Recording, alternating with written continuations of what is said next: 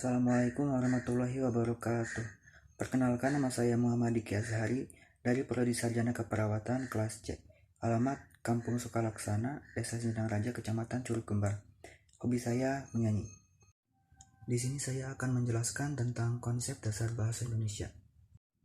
Yang pertama ada pengertian bahasa. Ada dua aspek. Yang pertama teknis, seperangkat ujaran yang bermakna yang dihasilkan oleh alat ucap manusia.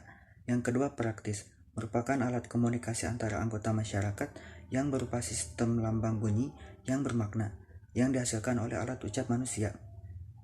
Menurut Pons Kleigel, asal-usul bahasa lahir dari kesadaran manusia atau akal. Fungsi-fungsi bahasa.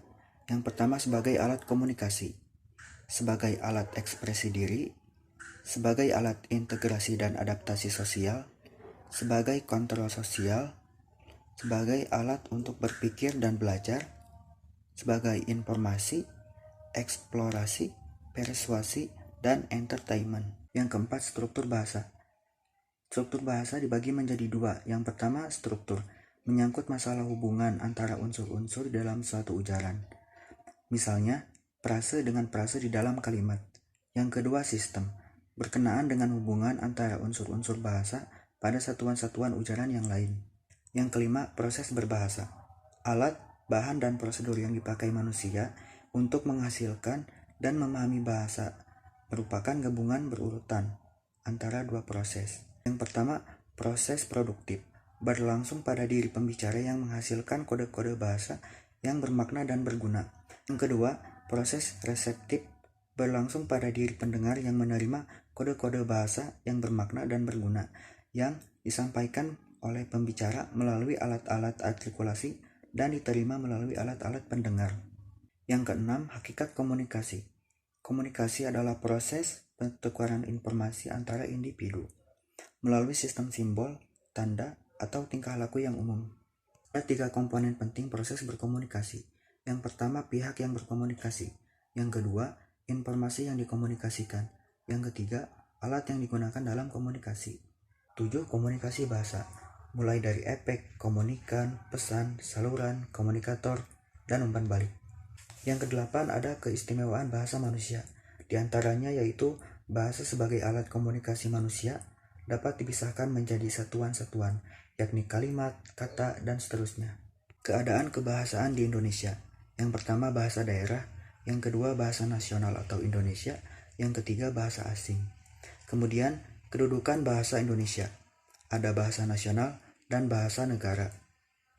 Fungsi bahasa Indonesia itu sebagai alat penghubung antar budaya dan antar daerah.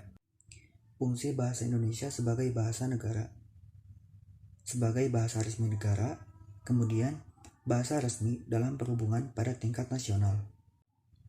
Kemudian sikap bahasa. Ada tiga aspek dalam sikap. Yang pertama, sikap kognitif, aspek psikomotorik, dan aspek afektif. Kemudian ragam bahasa. Ragam bahasa adalah variasi bahasa berdasarkan pemakaian bahasa. Variasi ini dapat terjadi karena bunyi bahasa, intonasi, dan lain sebagainya. Ragam bahasa dari segi norma pemakaian. Yang pertama, ragam baku dan tidak baku.